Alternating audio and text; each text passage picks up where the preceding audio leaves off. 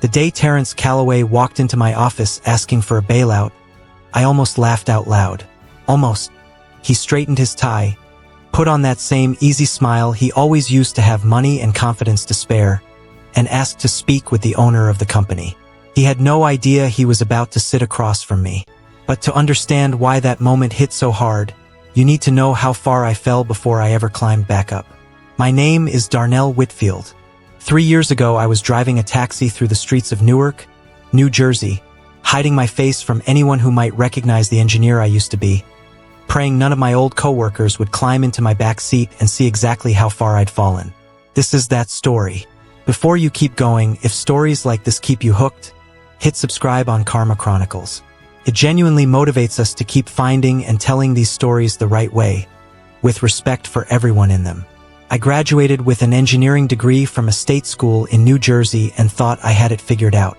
I had a steady job, a decent apartment, and a plan for my life that felt solid.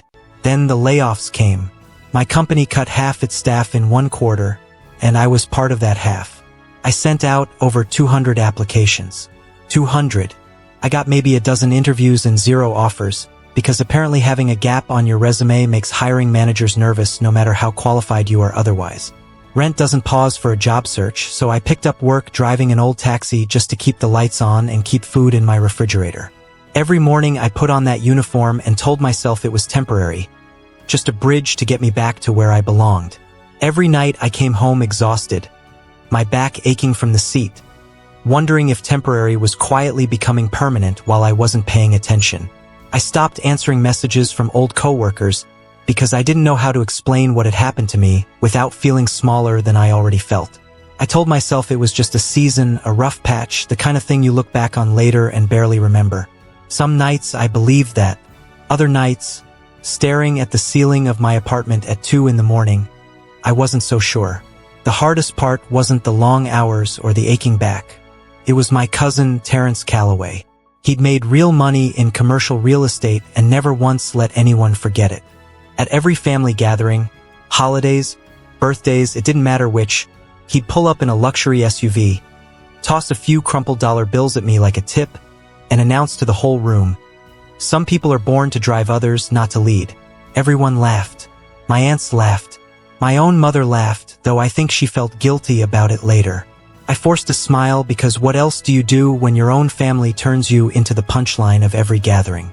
One Thanksgiving, after he did it in front of my younger cousins, I drove home and sat in the parking lot outside my apartment for almost an hour before I could bring myself to go inside.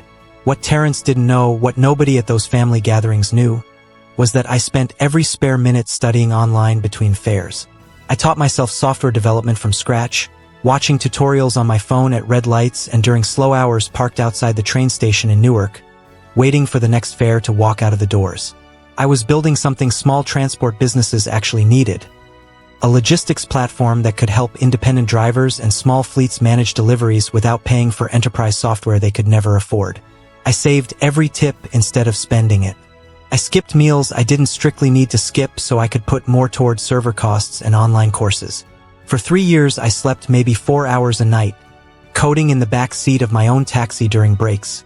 And I refused to let one cruel comment at a dinner table write the ending to my story. There were nights I wanted to quit, when a bug in my code took hours to find and I had to be back on the road at 6 in the morning.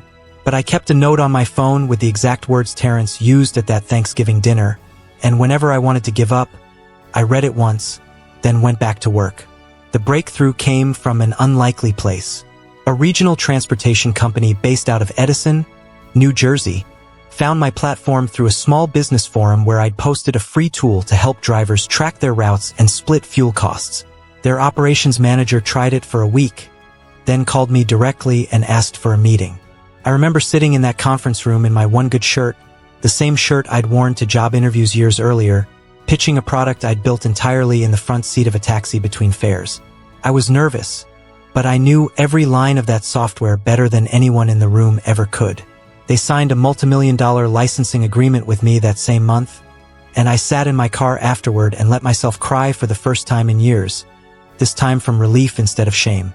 Within months, my platform expanded across several cities up and down the East Coast, and I opened a real office in Newark, New Jersey, not far from the train station where I used to sit coding between fares. I hired dozens of drivers, dispatchers, and support staff, many of them people who had been written off the same way I had been. I made a point of hiring people who only needed someone to believe in them, because I remembered exactly what it felt like to not have that.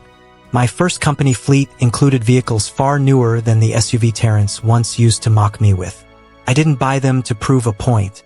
I bought them because the business had earned it, fare by fare, line of code by line of code. I still remember the first day I stood in the parking lot behind our new office, looking at a small fleet of vehicles with our company logo on the side, and thinking about the version of me who used to hide his face from passengers so nobody would recognize the engineer he used to be. Terrence's real estate ventures didn't age as well as mine. He'd overextended himself buying up commercial properties right before the market cooled. And when it did, his company lost several major contracts almost at once. He needed a logistics and operations partner to keep what was left of his business afloat, and someone on his team recommended a company that had been quietly dominating the regional transportation market for the past 2 years.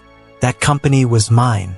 He walked into my office in downtown Newark for what he thought was a routine partnership meeting, straightened his tie in the elevator mirror, and looked up to find out exactly who he was meeting with. The shock on his face was something I'll never forget for the rest of my life. He sat there for a long moment, processing that the man across the desk from him was the same cousin he used to toss crumpled dollar bills at like it was the funniest joke in the world. His hands were folded on the table, and I noticed they weren't quite steady. I listened to his proposal all the way through, every slide, every number. I didn't interrupt him once. I didn't gloat, and I didn't bring up a single one of the dinners where he'd humiliated me in front of our whole family. When he finished, I told him I appreciated him coming in, but that my company was built on integrity and mutual respect, values he had never once shown me, and I respectfully declined the partnership.